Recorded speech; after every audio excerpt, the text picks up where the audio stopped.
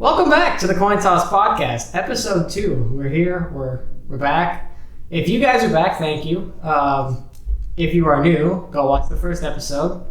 Lots of fun things happened, including us being wrong with a lot of our bracket picks, but that's just how the world goes. And if you're returning, thank you again for sticking around and not being turned off by either of us. Success. Today we've got a busy day. I'm Karen McCauley. He's Jared Raspberry.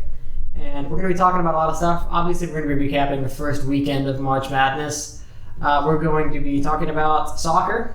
We're going to be looking briefly at the NFL draft. And we're going to be talking about the NBA and the whole wrestling debate. We're starting today, though, in the Sweet 16 of the brackets, which for most people is completely destroyed, including my East region. My East region, I didn't get any of the Sweet 16 picks right. Completely screwed over almost all of our brackets, the East region. And as such, we're going to talk about that region first. We're actually going to go through every matchup in the Sweet 16 and tell you who's going to win it. If you're doing the ESPN, you have a tournament second challenge chance bracket thing, and we're not being paid by ESPN to say that. But you can go and do it, and this is how you should do it. Starting in the East region, Wisconsin and Florida. Wisconsin was that team that no one really paid attention to, and yet they all, and of course, when they were beating Villanova, it was, of course, Wisconsin will win this game. Because they're Wisconsin, right? No one gives them any credit, any due diligence, and then they just go and win in the tournament, because that's what Wisconsin does. They're playing Florida, who was very good, and Virginia was not good at all on the offensive end. What did they score, 20 points? 30 points? I think 39, 39 was the number. 39 points, yep. Which, not a big surprise, Virginia. We knew couldn't score. We knew Virginia couldn't play offense. But, wow. Yeah, that's rough. On the other end, we have Baylor, which shocked the world by actually getting past the first weekend, and South Carolina, which shocked the world by beating Duke and becoming the first Carolina to have enjoyable victories over Duke since North Carolina. Ever. I've got Wisconsin and Baylor. I've got Wisconsin and South Carolina. Wow, bold.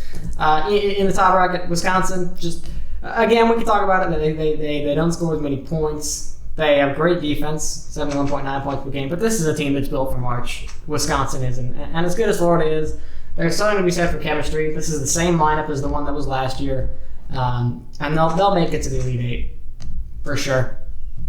Yeah, I think on the other side of that matchup, I think South Carolina against Baylor, I mean, we've been saying this for a while now. Yes, we have. Baylor is bound to, at some point, Baylor is fall not on their face. Baylor's not a very good tournament team. They're a lot like Florida State. Right. When they play good, and they can beat teams like USC and New Mexico State. When they don't play good, though, they can get walloped by South Carolina. That's why this could be. This could be a Baylor win by 20 points, or it could be a South Carolina edges it out. Yeah. I mean, they just beat Duke. They did just beat Duke. They were picked by the third most margin to win it all. Genuinely. So, I mean, that's a big including someone on this show who we just won't talk about. I, by the way, am still capable of having my national champion pick be you correct. Kansas. Thank you very much. Baylor and South Carolina. South Carolina is ridiculous in the second half. Watching that game, Duke couldn't hit shots in Baylor, and South Carolina did. And that was the difference in that game. I don't know. This feels like Baylor's bracket to lose, which probably means they're going to lose it. But I'm going to have them taking this game over South Carolina.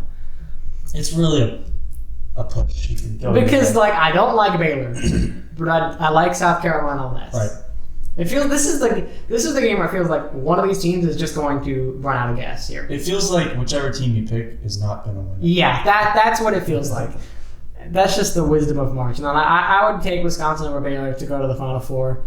Yeah, I've got Wisconsin over South Carolina to go to the Final Four. Wisconsin's just that team that no one gives credit for. That's a team and plays well and is really organized and just does well in March. In the West, Gonzaga and West Virginia. West Virginia had a similar thing in South Carolina in that they just couldn't miss. And if they're in that mode, they can give Gonzaga a scare. But the thing in West Virginia is the press is really good. If you turn the ball over, West Virginia can beat anybody in the country. I agree. And I've got West Virginia beating Gonzaga. There you go. I'm on the Gonzaga hype train. I like Gonzaga. They're really, really good. Like, they're not a mid-major school. Karnowski is phenomenal. Nigel Williams-Goss is a National Player of the Year candidate. And I genuinely think that Gonzaga, this is a Gonzaga team that can go to the Final Four. I agree. I had Gonzaga in my final, actually. I had in my original bracket, and then I even was about to pick them as the champion over UCLA whenever I decided Kansas was going to make it in, and I picked Kansas. But I haven't seen what I wanted to see out of Gonzaga so far, and every year they get really far, and then it's just This is what I was saying in the first episode. History repeats itself. In that, if Gonzaga falls asleep, they're not good. When they're on point and they're like actually caring about the game, they're incredible. This is a West Virginia team that's going to make you be on top of your game. And I feel like that might work against them. Like, because if Gonzaga's asleep, West Virginia can completely trounce them. For sure. But I feel like Gonzaga's going to have the alertness, and the fact that it's the Sweet 16, I think they're going to start caring now. Like, because it was Northwestern, right? They were playing Northwestern. It was like the fairy tale. I feel like Gonzaga out of where I feel like they fell asleep in that game. I think West Virginia keeps it close enough to where Gonzaga never falls asleep and goes on to win. I think it's a good pick either way. I mean, I could see it going. This is another pick where if you're going to spend like the whole time thinking maybe West Virginia had the shot, but I'm going to go Gonzaga like at the last moment, and then West Virginia's going to be like, dang it, why didn't I pick West Virginia? That's what's going to happen. That is exactly what's going to happen because that's how the tournament works. Xavier in Arizona. The accidental, phenomenal upset call by me because I had Xavier beating Florida Gulf Coast, but they wound up beating Florida State. But that's fine because I'll take the credit for it. Thank you very much. Xavier in the Sweet 16. Arizona's good. They're not a good tournament team, but they're going to win. Oh, gosh, you scared me there. I'm going to pick Xavier. I don't know how Xavier made it into this. I don't think Maryland was overseeded. I'm pretty Florida sure State just I didn't even have them beating Maryland, so I just can't pick Xavier here. I'm gonna go Arizona. I like Arizona. I don't like Sean Miller. I don't like Sean Miller's teams. This is a good Arizona team that I feel like just is waiting for a tournament loss, and that is the elite right there. Like two teams that are good and not good in the tournament, and one of them has to go to the Final Four. I'll take Gonzaga, but this is the game where you feel like if both teams could lose, they would. Like, if there could be two losers out of that game, there would be two losers out of that game because Arizona and Gonzaga are just not good in the tournament under Sean Miller and Mark Few. I've got the West Virginia-Arizona matchup for the Elite Eight. And I'm taking Gonzaga. Arizona. I'm taking Gonzaga just because I think they're really good. I'm going to take Arizona here. Sometimes simple is better, kids. Gonzaga's good. That's why I'm picking them. Also, how about that matchup of foreign big men, Lauri Markkanen versus Przemek Karnowski? The Europeans are figuring out this whole basketball thing, aren't they? Oh, for sure. Yeah. On the east side, we've got Kansas and Purdue, and Oregon and Michigan. This is where, and I've been saying this all along, Purdue is sneaky good. They got scared against Iowa State, but their performance against Iowa State made me, like, before Iowa State went on its huge run and just started hitting shots and Purdue couldn't buy a basket, they were trouncing the Cyclones. And I feel like they're a good enough passing team. They dominate the inside on you with Swanigan and Isaac Haas. They can get the upset here. And they will get the upset here because Kansas allows 20 points a game in the paint. Swanigan's going to have a field day. They're going to hit enough threes. And this is where Kansas, another team that's just not great in the tournament, is going to fall. I'm going with Kansas. I have Kansas as my national champion. I have since the beginning. And I think the combo of Frank Mason and Josh Jackson is just way too good. And I don't think there is a comparable, there's not a comp out there. A two-headed beast like that. There's nothing. The closest I would get to you is maybe De'Aaron Fox and Malik Monk. Right. Or Lonzo Ball and TJ Leaf, but that's about it. But I think for sure, I mean, in the Big 12, you have the arguably the player of the year, and then the Big 12 freshman of the year. And I think it's just too much for Purdue. Not to underestimate Caleb Swanigan. This tournament's been the Caleb Swanigan show so far. Mm-hmm.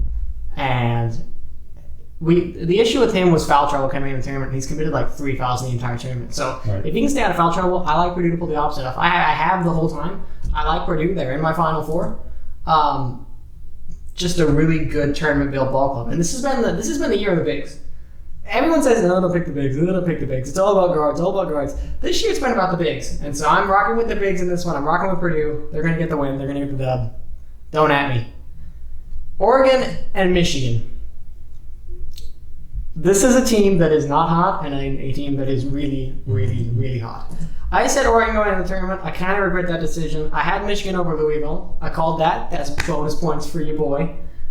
And then I had Oregon beating them, and I not kind of regret that because Oregon's been scared against Rhode Island, and they had a bit of a scare against Iona.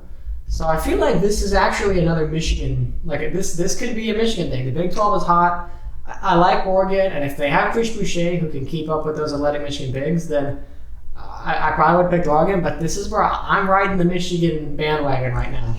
Yeah, I would have picked Oregon if it weren't for the European influence here. Moritz Wagner. Cannot go against Wagner here for Michigan. He had the game of his life. Oh, for sure. I mean, kid came out of nowhere. Really. Yeah. So I'm going to go with Michigan here. And they had TJ Wilson, who can do really well. And I still rely on their seniors, which I love out of a tournament. Yeah, that's one thing. You can't have freshmen rolling 18, which is why I picked against Kentucky. And look how that went for me. I've got Purdue over Michigan. Again, Michigan's a team that could get Purdue trouble because Michigan plays like Iowa State, and if that happens, then it could be rough. But I've got Purdue in my Final Four. I'm sticking with Purdue in my Final Four. Once again, I've got Kansas beating out Michigan. I still, like I said, that combination of Frank Mason and Josh Jackson, watch out for it. It's good. Light it up. I'm not gonna lie. It's good. Then just those two players could easily combine for at least 40 points. Probably. That's on a decent day. Yeah. It's a really good combo. I just don't like Kansas and March unless you want them to win, which you do. So there you go. North Carolina and Butler. Butler is really good at beating the teams that are seated lower than it and really bad at beating the teams that are seated above it. And that's why I'm picking North Carolina. And that's the logic. Butler's a very good, very well-coached team that's going to run into a brick wall in terms of the Tar Heels. You know, I like UNC, but Butler showed me something this tournament so far. Wow. And I feel like there's one more big 1 seed to fall, and I think it's UNC if any of them. I can see it. I think it's Kansas, but you don't. So I see the Butler logic. I just don't think this team matches up with the athleticism of North Carolina. I don't. They're a well-oiled machine that beats the teams they should beat. Like Winthrop and Middle Tennessee State. Right. Like, those were two good matchups, and Butler was going to get to the Sweet 16 playing those two teams because they're better than those two teams. They're not better than North Carolina, and I don't think they can out-coach or outplay North Carolina. So that's why I have North Carolina. Then we have the tastiest matchup of the whole dang tournament in North Carolina and Kentucky at FedEx Forum. If you live in Tennessee... UCLA, Kentucky. Yeah, UCLA. If you live in Tennessee, go to this game. Because this is going to be fireworks because neither team likes to play defense and both teams love to play offense. And it's going to be Lonzo Ball versus Malik Monk, and this is going to be so fun. I like UCLA. I'm riding the UCLA train. Lonzo Ball's really good. If they decide they want to play defense, this team is scary. Right now they haven't, but they can outshoot anybody, and Calipari is going to try and outshoot them, and it will not work. You know, this doesn't feel like a year for Kentucky to win it. Because you didn't hear a ton about them. They just kind of rode along through the season. Which is probably why they will win it. Exactly. After the game versus Wichita State, I kind of want to pick Kentucky here because Wichita State is a really good team. They should have been a 5 seed. I will maintain that 100%. They should have been a 5 seed. I mean, their record is better than Kentucky. They play in different conferences. Kentucky has probably a stronger schedule. Yeah. But they're pretty close to equal teams, and they kind of dominated Wichita State, especially down the stretch. I wouldn't say dominant. Down the stretch, I think. They had good runs, but did you see those dunks? The dunks were good At the end of the game, yes. That's true. But Wichita Statement State were like they returned with their threes and all that stuff. Like that was a game that a few shots could have been either way. Right. Anyways, on this matchup, I'm gonna pick UCLA though. There you go. We live and we die with the Lonzo Ball. Yeah. Pretty much that's it. And also because I just want to hear LeVar Ball continue to smack talk and continue to up his guys, just because they're winning. The LeVar Ball is the gift that keeps on giving. As soon as you admit that you just can't take anything he says seriously. North Carolina, UCLA. I've said this before. Roy Williams will try and shoot with UCLA. It will not work. UCLA gets to the Final Four. Yeah, I've got UCLA beating Butler. UCLA is just too much for Butler. I've got Purdue and UCLA in my Final Four. I like UCLA. On the other side, again, like UCLA is the team that will give Purdue trouble with how well it shoots. Mm-hmm. And that's why they get to the championship game. And on the other end, I've got Gonzaga. I've got, on one side, I've got Kansas-UCLA matchup. Again, I'm going to go Kansas. Mm-hmm. Kansas has shown that it can play defense when it needs to. UCLA, on the other hand, has not Does not care at all to play defense. I mean, if UCLA cracks 100 points, then they probably win this game. Mm-hmm. But I think Kansas can crack 100 points on a really good day, too. Wisconsin versus Arizona, I'm going to go Arizona here. I like Gonzaga. This just feels like another game where Wisconsin can win. You look back and think, why the heck did I not pick Wisconsin? Right. Just because it's Wisconsin. UCLA, Gonzaga, I've just got UCLA. Just to salvage my bracket. Wow. UCLA to win it all. If we're talking realistically, I'm probably picking Gonzaga. I've got Kansas over Arizona. If we're talking realistically, I'm probably picking Gonzaga.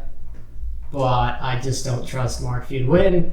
And Lonzo. So why not pick UCLA? It's the fun of the tournament. Ride and die with a team you love to watch play basketball, and that is UCLA. Good strategy. We're going to take a quick break. After that, we've got a lot of fun stuff. We've got some soccer, we've got the NFL draft, and we've got the NBA. Stick around. Welcome back. We're back. We took a break. Again, your name here, advertisement, be helpful. We like money. Hit us up. That's where you can add us. We're talking about soccer now, which I know a lot of you are going, oh, soccer. It's actually football. It's the better football. International break. Just want to throw this in. Lucas Podolski, what a legend. Throwing in a 30-yard screamer against the Three Lions on his last day. Walking off to Gladiator music they played in the stadium. Oh, so fun. Lucas Podolski, just a G. That is what you are. You are a G. We're going to talk about MLS. We are through 3 weeks of the season now. And there's a lot of surprising things that have happened. A lot of teams that we didn't expect to do much that have done a lot of cool stuff. We're going to play a really quick game called Contender or Pretender to decide whether or not you should put stock in some of these MLS teams. And we're starting with the team that has the most goal difference in the MLS, and that is the newly founded Atlanta United FC. They sit on top of the East. They've 2 wins, 1 loss, and that 1 loss was a comeback in the first game by New York Red Bulls. They've got 2 points a game, and I tell you, man, really surprising how well this Arizona team has gelled under. Oh yeah, Atlanta, their owner is Arthur Blank, so They've got the money. They do have the money. They've got the exposure. They have the 3 designated players, Almiron, Villalba, and Joseph Martinez, who's tearing it up. Oh my gosh, he's insane. They've scored how many goals? 11 goals. 11 goals in scored. 3 games. Granted, it was against Minnesota, so you have to half that number against Minnesota because Minnesota is just really bad. But Atlanta is showing how you expand right. Oh, yeah. There was so much hype for years coming into the Atlanta scene, and they have a ridiculous fan base from the get-go. And they did it right. They got good young players to come headline the team, and they are a definite contender in the Eastern Conference. Oh, for sure. It's only 3 games in, but yeah. A lot of stuff can happen, but I was not a huge believer in them coming into this season. They have turned me. I think they can be up there with the Red Bulls, Toronto, and New York City as a team that could come out of the East and get to the MLS Cup final. They are that good. I think so too. Their defense has surprised me. On the other side, we have the Chicago Fire, who most people thought would be complete poo. They are not complete poo. They're 1-1-1. And they have a brand new signing in the form of German World Cup winner and just general cool dude, Bastian Schweinsteiger. And this team, apart from being trounced by Atlanta, has put in good performances over teams that have done well in the MLS. Right. And this team, I feel like at some point their lack of talent is going to catch up with them. Oh, for sure. I mean, they're seventh on the Eastern Conference side right now. Basically tied for fifth if you look at it in terms of points. But they're not up there with the Atlantas, the New York Cities. I mean, Toronto. They're not there. They might be able to sneak into the playoffs. I feel like this is a team that might get to the playoffs, but I feel like at some point, and with Bastian Schweinsteiger, maybe they do get in. Right. And who knows, if they get hot, they pull something off. But this team feels like it's a year away. I agree. Orlando, the other team that is on top of the East, if you will. They're tied on points with Atlanta and New York. They've only played 2 games as well, so they've won everything they've played. Kyle Larin is off to a phenomenal start. They don't have Roberto Kaká, who most people thought if they lost him would be just season down the toilet, but they've got their new digs, their brand new stadium, which looks pretty dope. And they're off to a really good start. And I'm not entirely sure how this feels because Orlando doesn't really play defense, or at least they haven't over the first 2 years of being in the MLS. But this year, they are somehow. And Kyle Larin is still banging in goals like he does. And if so, I'm going to say if they keep their defense up, contender. But I don't know. Yeah, I'm not sure. Orlando was really hyped coming into the league. But the past 2 years, it's been like, where are they at? Yeah. And I think this year, they're going to make playoffs this year. But probably get knocked out the first round, lose into a top-seeded team. Because they're not on the level with the, like I said, like the New York City. There's a big gap. The New York team is the New York teams, Atlanta and Toronto, and that is the Eastern Conference. Exactly. You're picking a team out of those 4 if you want to pick a team to win the East. That's it. The West is a lot more interesting because there's genuinely a bunch of cool teams. Portland, FC Dallas, the Rapids, LA, I would say before the season started, but they're 1 and 2. So Minnesota, contender in the second division because they're just bad, even though they got a point against my beloved Rapids. Surprising team out of the West is the Houston Dynamo. People thought we're going to be in a rebuilding year. They put them near the bottom of the West, and they are 2-1, and including wins over Seattle and Montreal, who are 2 teams that reached the Final Four of the MLS last year. Right, so they got good results against some good teams. Yeah. We're going to see, again, this is very early in the season, we're going to see how these teams play throughout the rest of the year. I mean, FC Dallas is a great example last year, playing in so many games with various competitions that they're in, and then it just fell apart at the end of the year. So these teams, they have to stay healthy all year long, and they have to decide, do you want to win the Lamar Hunt Open Cup? Do you want to win a CONCACAF Champions League, or do you want to win the MLS Cup? Because you have to decide, and you have to decide when to play your top players. For those of you who don't follow the MLS, it's not like most American professional sports where you have just one league. Most of the time, you're competing in multiple competitions. There's at least 2 that every team competes in, which is the league and the Cup, the U.S. Open Cup. And then the good teams go and play against Mexican teams pretty much in the Champions League. Usually lose. Most of the time, they lose. So it varies. There's a lot of stuff that goes into it.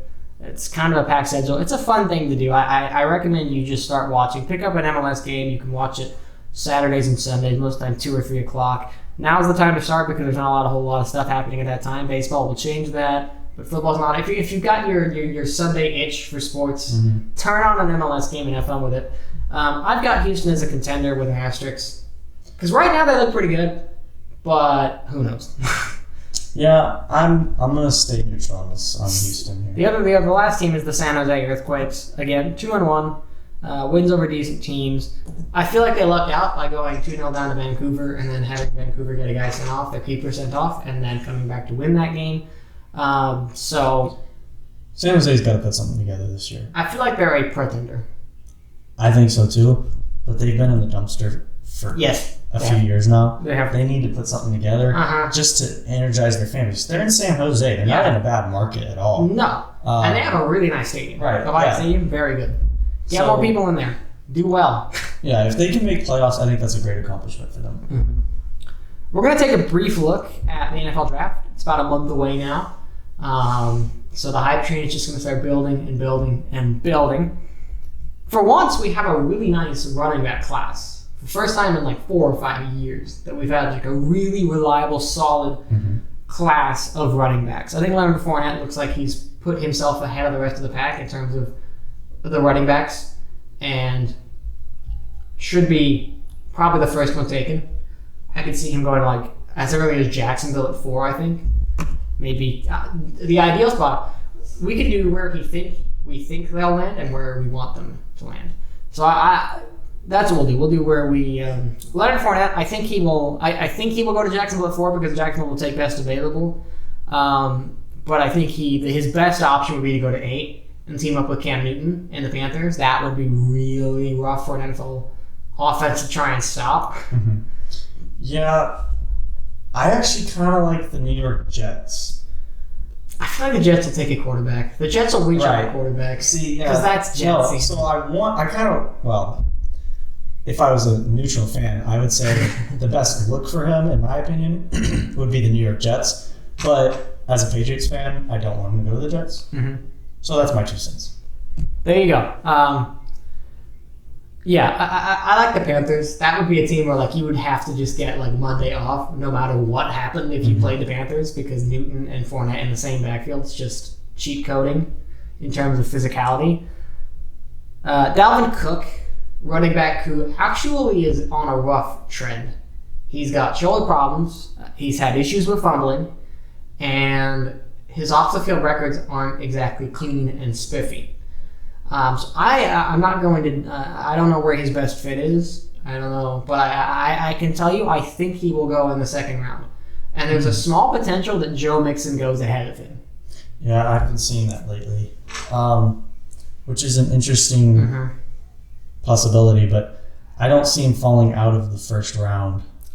I think with the talent in the running back class, I could see it. Now, could I see the team like the Colts just reaching and grabbing a Dalvin Cook because they need a running back? Yes. But I think teams will rather look at Joe Mixon. And that sounds weird to say because of all this, like the big thing that Joe Mixon was involved with. But the sources are coming in saying, I think Mixon is slowly proving that that's a one-off event. It's little by little. I think it'll stick with him. It'll be baggage he'll have throughout his whole career. But I think there's a lot of teams that are going to look at him and say, you know what, this is a kid who made a mistake. Seems like he's owned up to it. We can talk about whether or not the mistake and the punishment for it was rightful or not. But I think there is a team out there that will take a chance on Joe Mixon based on his talent and think his character is good enough. And who knows if it is. But I see Joe Mixon going in probably day 2.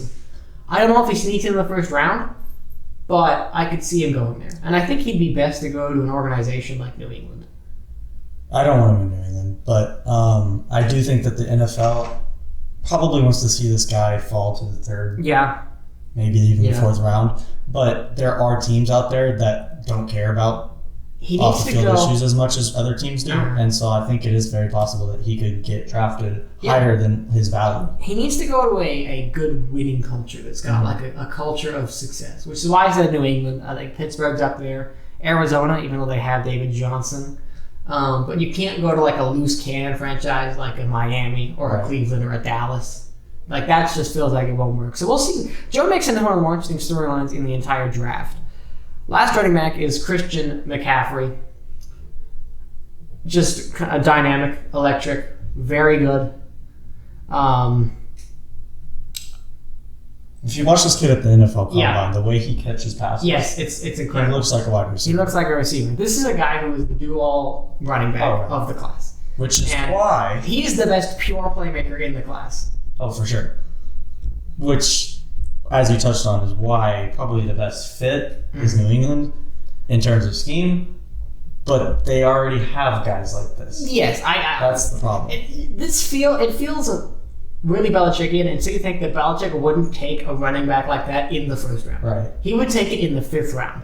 Exactly. And it would be some random, no-name guy that would come and become a star for them. He would take a guy and turn him into a Christian McCaffrey. Yes. He wouldn't take Christian McCaffrey.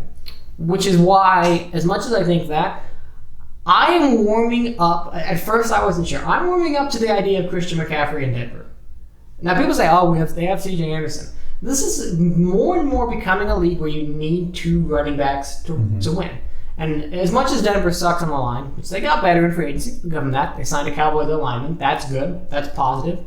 Melanick Watson, a British man who plays the other kind of football, is a good signing. I feel like they will wait a little bit.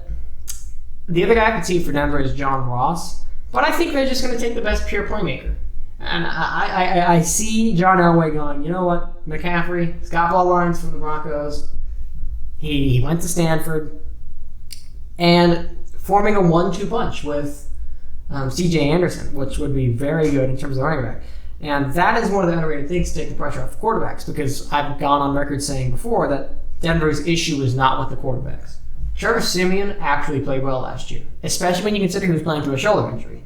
So getting those guys support and playmakers alongside Sanders and Demaryius Thomas is important. And that's why I like McCaffrey in Denver. I think that's where he will go, and I think it's actually where he should go.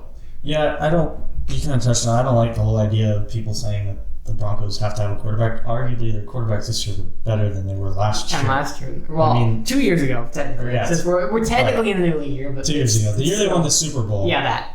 They didn't have a quarter. I mean, they had Peyton Manning. They had Peyton Manning, but it was noodle on, he washed up, sealess Peyton Manning, and then it was just Brock Osweiler, who was the Browns quarterback. So the idea that the Broncos have to have a quarterback, or that they're going to trade for Tony Romo and immediately Super Bowl contenders, that's just a false narrative. I feel like Romo will go to Houston. This is off topic. Romo's going to go to Houston because Houston seems like they really want Romo by trading away Osweiler and admitting they made a big mistake. So I see Romo going there. I see Siemian with decent protection and being healthy and having more playmakers actually putting up a pretty good year and creating a really interesting quarterback controversy in Denver over Paxton Lynch versus Trevor Siemian, which would be really fun. We'll look at quarterbacks. Quarterbacks. Mitch Trubisky. Or Mitchell Trubisky, as he wants to be called.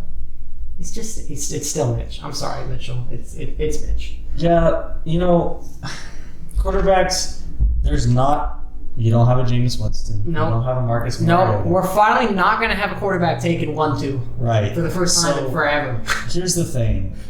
Quarterbacks are so highly valued that teams will reach on them. Yeah. I mean, what was the year that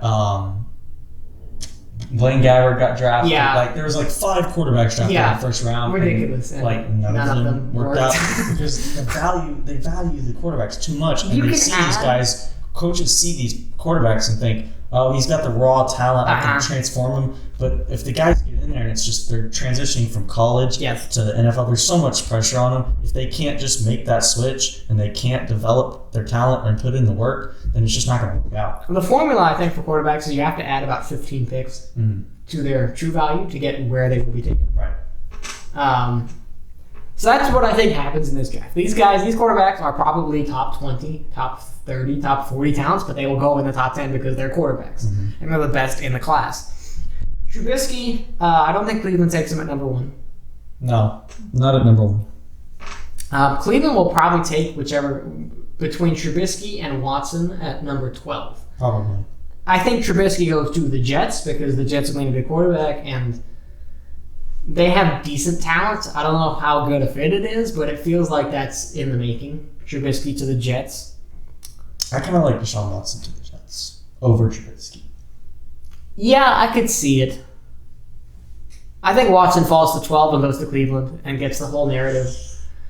Because Deshaun Watson feels like the atypical Browns quarterback. Yeah. He's not the hyped quarterback. He's not the true freshman that's coming out that does all. But he's a winner, right? I feel like Deshaun Watson is what the Cleveland Browns need because he is a winner. They need winners because they're not very good at winning very many games. They won 1 game last year against the Chargers. So getting a guy who can win is very important, and I think that's what Watson is, and that's why Watson goes number 12 to the Browns. Or at least he should. The Browns should draft him. That means there's about a 5% chance the Browns draft Watson at 12. Mm-hmm. They probably draft Patrick Mahomes, and he doesn't do anything, and the Browns just brown all day long, because that's how the Cleveland Browns keep browning. That's a lot of brown in one sentence. Yeah, do you think Trubisky gets to 12, though?